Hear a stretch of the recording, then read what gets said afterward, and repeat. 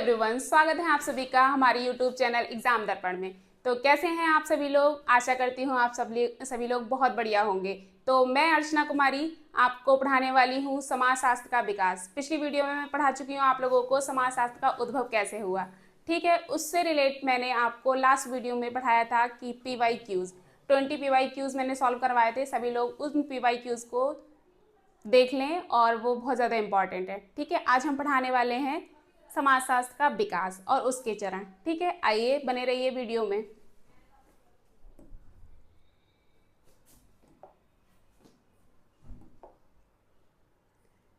तो हम पढ़ेंगे आज समाजशास्त्र का विकास। समाजशास्त्र का उद्भव तो हम बता चुके हैं कि फ्रांस में समाजशास्त्र का उद्भव हुआ। फ्रांस से अगस्त कॉम्टे जी ने सन 1838 में अगस्त कॉम्टे जी के द्वारा। अब हम उसको पढ़ने वाले हैं कि समाजशास्त्र का विकास कैसे कैसे हुआ, किन चरणों में हुआ। तो आइए पढ़ते हैं। जब हम पढ़ते हैं कि विश्व में समाजशास्त्र का विकास,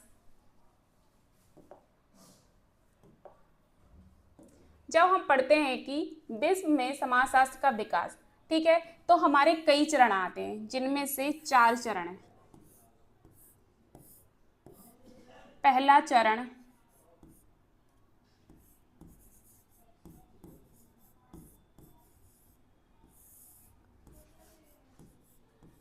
प्राथमिक चरण, जिसको प्राचीन काल के नाम से जानते हैं।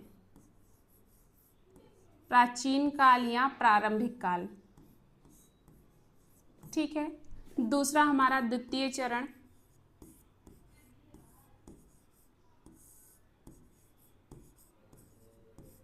जो प्रारंभ हुआ था 6वीं शताब्दी से 14वीं शताब्दी।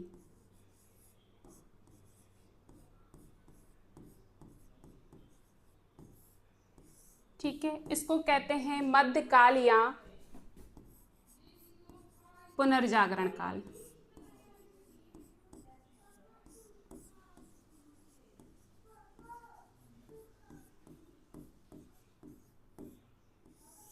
ठीक है, हमारा तीसरा चरण आता है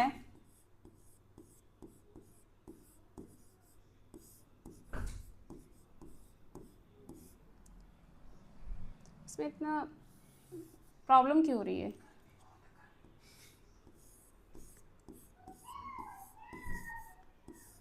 तृतीय चरण, जो 15वीं शताब्दी से प्रारंभ हुआ।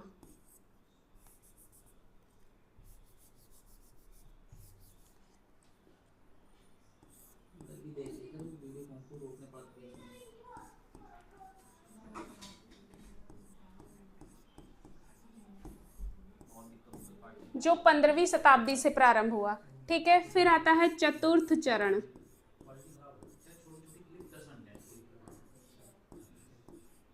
ठीक है, इस काल को अगस्त कॉम्टे का काल कहा जाता है।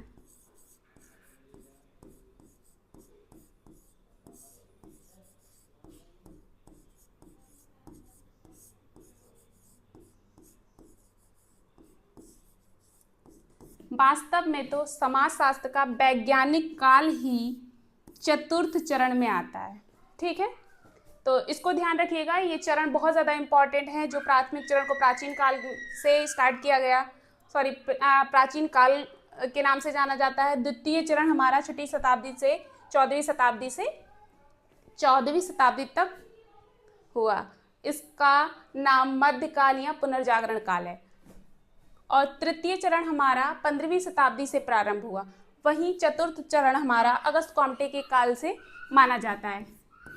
1798 से 1857, ये हमारा अगस्त कॉम्टे जी का जन्म और मृत्यु का काल है। ठीक है, वास्तव में चतुर्थ चरण में ही समाजशास्त्र का वैज्ञानिक विकास हुआ। ठीक है, आगे बढ़ते हैं हम लोग। इसको क्लीन कर देते हैं।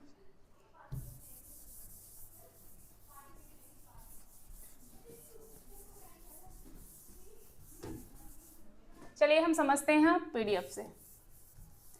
बहुत ही ज़्यादा इंपॉर्टेंट पीडीएफ है और आप लोग सभी लोग इस चीज़ को नोट करते जाएं अपनी कॉपी में। ये परीक्षा की दृष्टि से बहुत ज़्यादा इंपॉर्टेंट है। परीक्षा में बहुत ज़्यादा जो क्वेश्चन आते हैं वो इन्हीं से, छोटी छोटी चीज़ों से आते हैं। ठीक है, तो विश्व में समाजशास्त्र का विकास। अब हम पढ़ेंगे प्राथमिक चरण। ठीक है, प्राथमिक चरण को प्राचीन काल के नाम से जाना जाता है। इस चरण के अंतर्गत हम प्राचीन विचारकों एवं लेखकों के विचारों को संदर्भित करते हैं। जब हम प्राथमिक चरण की बात करते हैं तो हम इसमें दो विचारकों को मेनली पढ़ते हैं। पहले हैं प्लेटो, जिनकी पुस्तक है द रिपब्लिक।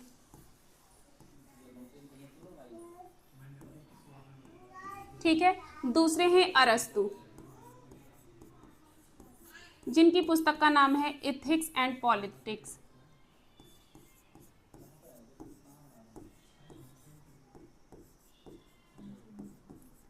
ठीक है, उस समय प्राचीन काल की जब हम बात करते हैं तो प्लेटो और अरस्तु की पुस्तक द रिपब्लिक और इथिक्स में हमें सामाजिक जीवन के अन्य बहुत सारे पहलुओं के बारे में पता चलता है, जिसमें से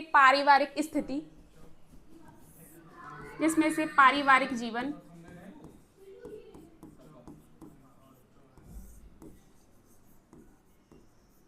रीति रिवाज,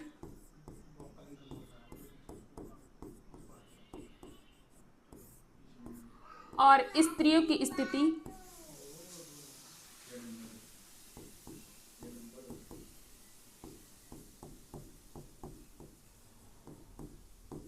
आदि के बारे में हमको विस्तार पूर्वक पता चलता है। ठीक है, हमें पता चलता है कि इन किताबों के माध्यम से कि उस समय प्राचीन काल के टाइम में जो लोगों के परिवार का जीवन कैसा चलता था, हमारे रीति रिवाज किस प्रकार थे, प्रथा परंपराएं किस प्रकार की थी, और उस समय स्त्रियों की स्थिति किस प्रकार से थी। क्योंकि ये सारी चीज़ें हमारी कहाँ पर घटित होती हैं? समाज में घटित होती हैं। समाज में ही परिवार है, समाज के लोग ही रीति रिवाज मनाते हैं, समाज में ही स्त्रियों की स्थिति है। आज जैसी स्थिति स्त्रियों की आधुनिक काल में है, प्राचीन काल में ऐसी बिल्कुल नहीं थी, बहुत ज़्यादा डिफरेंट थी। ठीक है, चाहे हम भारत की बात करें, चाहे विदेशों की बात करें, विदेश में चाहे हम किसी भी महाद्वीप की बात करें, सभी महाद्वीपों में प्राचीन काल में स्त्रियों की स्थिति बहुत ही ज़्यादा गंभीर थी। इन स्त्रियों की स्थितियों को देखने के लिए हमें किसी न किसी पुस्तक का सहारा लेना पड़ता है, जिनमें से द रिपब्लिक और एथिक्स एंड पॉलिटिक्स जो प्लेटो और अरस्तु की है, इन दोनों किताबों का सहारा हमें लेना पड़ता है। क्योंकि समाज में उस टाइम समाजशास्त्र नाम का जब विषय था ही नहीं, तो हम समाज में जो भी घटनाएं हो रही हैं उनका किसी न किसी तरीके से जब हम जानकारी प्राप्त करते हैं तो प्राचीन काल के कुछ ग्रंथ, कुछ पुस्तकें ऐसी हैं जिनका सहारा लेना ही पड़ता है। ठीक है, इसमें लिखा हुआ भी है, यूनान के दो प्रमुख विचारक प्लेटो तथा अरस्तु के विचार महत्वपूर्ण हैं, जिनमें से प्लेटो ने अपनी पुस्तक द रिपब्लिक और अरस्तु ने अपनी पुस्तक एथिक्स एंड पॉलिटिक्स में तात्कालिक सामाजिक जीवन के अनेक पहलुओं से संबंध की चर्चाएं की। इन पुस्तकों पारिवारिक जीवन, रीति रिवाज तथा स्त्रियों की स्थिति आदि का स्पष्ट एवं विस्तृत वर्णन मिलता है। ठीक है, हम आगे बढ़ते हैं।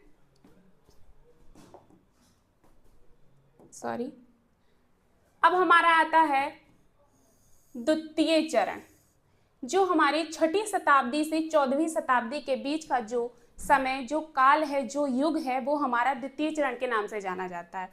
ठीक है, इस चरण की अगर हम बात करते हैं, द्वितीय चरण की जब हम बात करते हैं, सेकंड चरण की जब हम बात करते हैं, तब उसमें हमें पता चलता है कि जो सामाजिक स्थिति थी,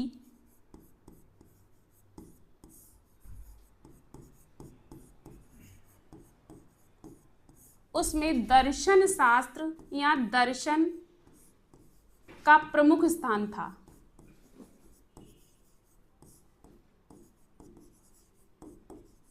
कहीं कहीं पर हम दर्शन की जगह धर्म को मान्यता देते थे।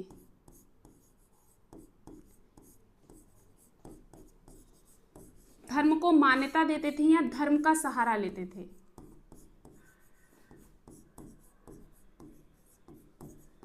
ठीक है, लेकिन अगर हम सेकंड चरण की बात करें, जो 6वीं शताब्दी से 14वीं शताब्दी के बीच में हुआ था, उनमें कुछ विचारक ऐसे भी आते हैं जिनके विचारों में तर्क नजर आता है, जो तर्क विज्ञान की श्रेणी में आता है। ठीक है, अभी हम देखते हैं ऐसे कौन से दो विचारक हैं जिनकी बातों में, जिनके विचारों में हमें विज्ञान नजर आता है। जिनमें से एक हैं अक्विनास, दूसरे हैं दांते।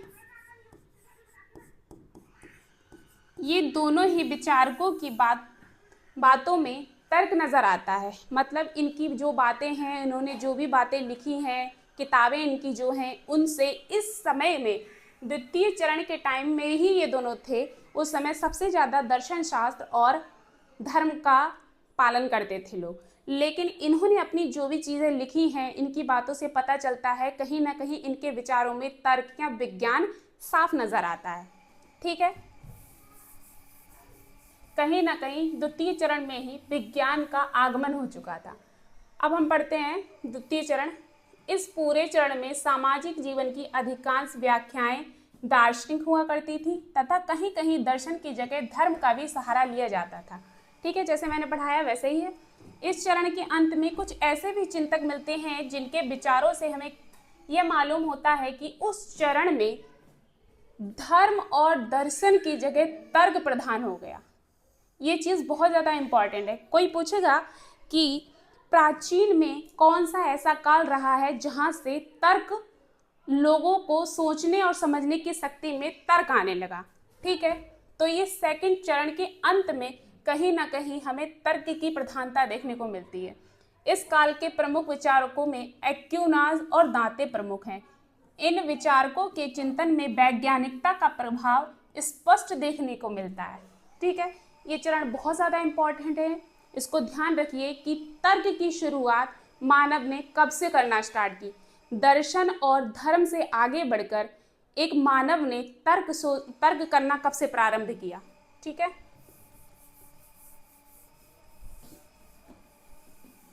आगे हम बढ़ते हैं। हमारा तीसरा चरण आता है जो 15वीं शताब्दी से आगे का काल है। 15वीं शताब्दी के बाद का जो समय में सामाजिक जीवन में जो भी अधिकांश व्याख्याएं हुई वो बहुत विस्तृत तरीके से हुई। और समाजशास्त्र की अगर पृष्ठभूमि की बात करें तो कहीं ना कहीं तीसरे चरण से ही हमको समाजशास्त्र की पृष्ठभूमि नजर आने लगी है। ठीक है, यह 15वीं शताब्दी से प्रारंभ होता है। इस काल में सामाजिक जीवन के विभिन्न पक्षों में विस्तृत चर्चाएं देखने को मिलती हैं तथा समाजशास्त्र की पृष्ठभूमि भी तैयार होती है। ठीक है, यहाँ तृतीय चरण की कुछ प्रमुख प्रस्तुतियां हैं। ये बहुत ही ज्यादा इम्पॉर्टेंट है, मैं आपको बता देती हूँ। कुछ विचारक ऐसे हैं जो तृतीय चरण में आते हैं, थर्ड स्टेज में आते हैं, जो कि 15वीं शताब्दी से बाद का जो काल है उसमें बहुत सारे विचारक हैं जिनकी किताबें हैं, जिनकी बहुत सारी कृतियाँ हैं, जिनसे हमें समाज के बारे में पता चलता है। जिनमें से हॉब्स, लॉक, रूसो हैं जिन्होंने समझौते का सिद्धांत दिया, सामाजिक समझौते का सिद्धांत दिया। वही थॉमस मोर ने अपनी पुस्तक यूटोपिया दी जिसमें उन्होंने सामाजिक समस्याओं की विस्तृत चर्चाएं की। देखिए, समाज में समस्याएं बहुत सारी आती हैं। सभी लोग जानते हैं एक व्यक्ति जब समाज में रहता है तो उसे ढेर सारी समस्याओं का सामना करना पड़ता है। ठीक है, तो एक विचारक रहे हैं थॉमस मूरे। उन्होंने उस टाइम में अपनी एक पुस्तक लिखी जिसका नाम था यूटोपिया। उसमें सामाजिक समस्याओं का वर्णन विस्तार पूर्वक किया है। ठीक है, ये किताब बहुत ज़्यादा इम्पॉर्टेंट है हमारे PGT, GIC, GDC, net JRF, ठीक है, असिस्टेंट प्रोफेसर,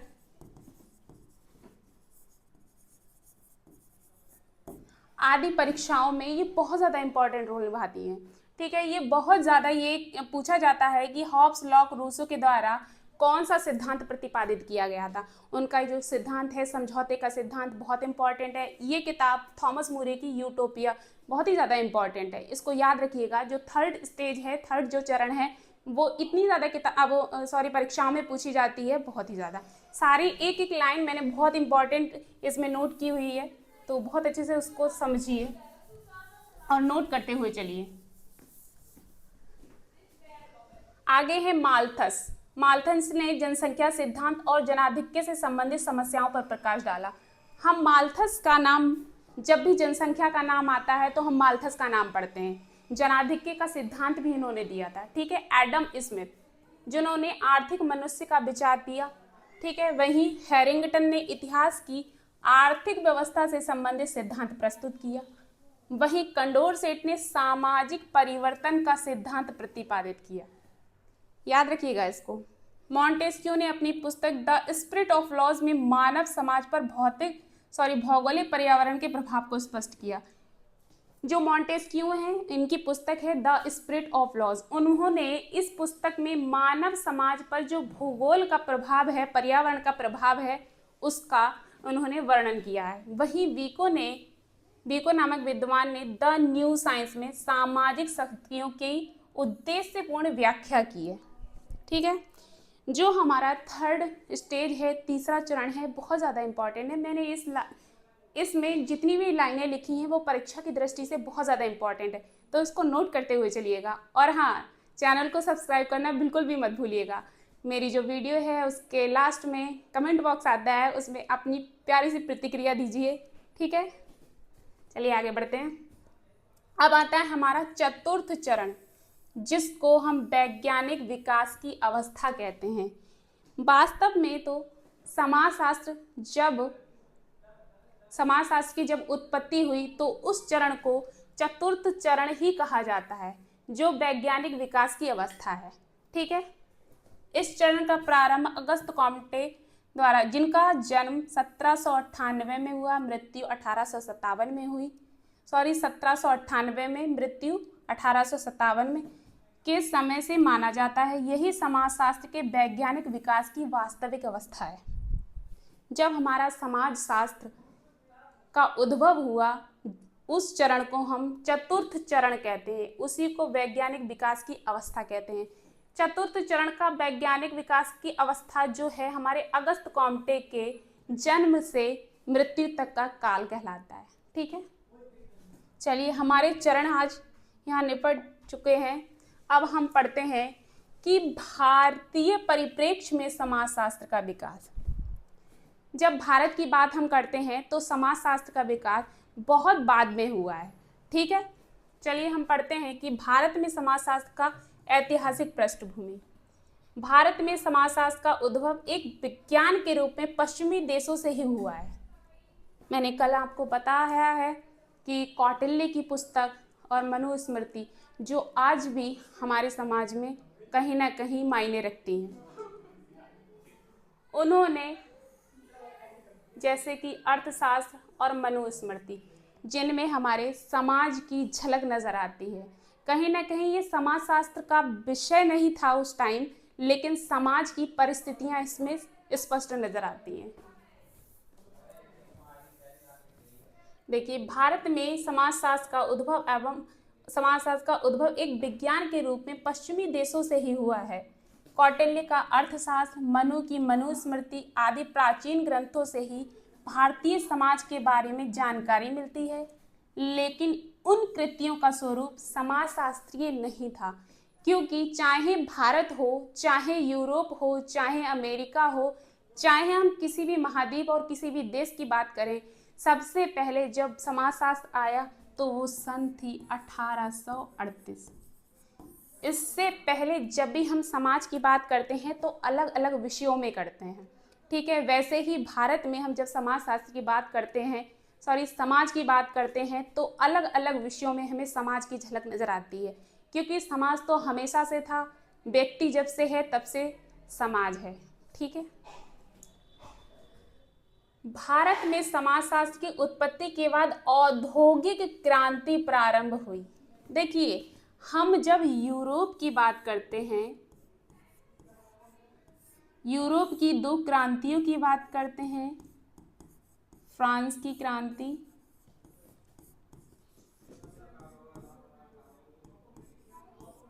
जो 1789 में हुई, वही हम औद्योगिक क्रांति की बात करते हैं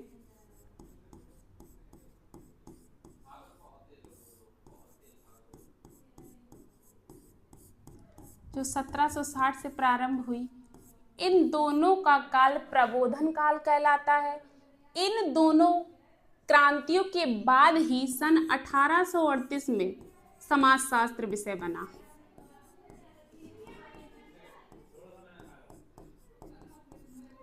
ठीक है, औद्योगिक क्रांति के बाद समाजशास्त्र बना, लेकिन हम भारत की बात करते हैं तो भारत में समाजशास्त्र की उत्पत्ति के बाद औद्योगिक क्रांति हुई है। ठीक है, इंडस्ट्रियल रेवोल्यूशन अगर भारत की बात करें तो समाजशास्त्र की उत्पत्ति के बाद हुआ है। वही भारत में समाजशास्त्र का अध्ययन तथा अध्यापन कार्य 1914 में स्नातक स्तर पर बंबई विश्वविद्यालय में प्रारंभ हुआ, लेकिन हम बात करें 1919 में सर पैट्रिक गिडिंग के द्वारा समाजशास्त्र विषय का एक विभाग बनाया गया, उसको सेपरेट तरीके से पढ़ाया जाना स्टार्ट कर दिया। यहाँ पर जब हम 1914 की बात करें तो यहाँ पर स्नातक स्तर पर समाजशास्त्र को नागरिक शास्त्र के साथ पढ़ा जाता था, कोई सेपरेट विषय नहीं था। ठीक है, आगे बात करते हैं। स्नातकोत्तर स्तर तक अध्ययन तथा अध्यापन कार्य 1924 में बंबई में ही प्रारंभ हुआ। ठीक है, बंबई के बाद समाजशास्त्र की पढ़ाई 1921 में BN सील के प्रयास से लखनऊ विश्वविद्यालय में प्रारंभ हुई और इसके प्रथम विभागाध्यक्ष राधा कमल मुखर्जी थे। ठीक है, जिन्होंने मूल्य का सिद्धांत दिया था। आगे बढ़ते हैं। प्रमुख बिंदु और विकास संस्थान। पैट्रिक गेडिस को भारत में समाजशास्त्र का जनक माना जाता है। वहीं 1951 के बाद समाजशास्त्र एक लोकप्रिय विषय के रूप में भारत में उभरने लगा। 1952 में डॉक्टर GS घुरिये के सौजन्य से इंडियन सोशियोलॉजी सोसाइटी की स्थापना हुई, जिसके माध्यम से उन्होंने सोशियोलॉजिकल बुलेटिन नामक शोध पत्रिका का प्रकाशन किया। ठीक है, कंट्रीब्यूशंस टू सोशियोलॉजी नामक शोध पत्रिका का प्रकाशन D.F. पोकॉक एवं ली ड्यूमास जैसे प्रख्यात मानवशास्त्रियों ने किया था। ठीक है, थैंक यू फॉर वॉचिंग। और इसके बाद का जो भी मैं मटेरियल दूंगी, जो भी मैं पढ़ाऊंगी, वो नेक्स्ट वीडियो में मिलेगा। इस वीडियो में इतना ही, बने रहिए मेरी नेक्स्ट वीडियो में। तब तक के लिए मेरा चैनल सब्सक्राइब कर लीजिए, मेरी वीडियो लाइक कीजिए और एक प्यारा सा कमेंट भी कर दीजिए। इतनी मेहनत करती हूँ आपके लिए तो एक लाइक तो बनता है। Thank you.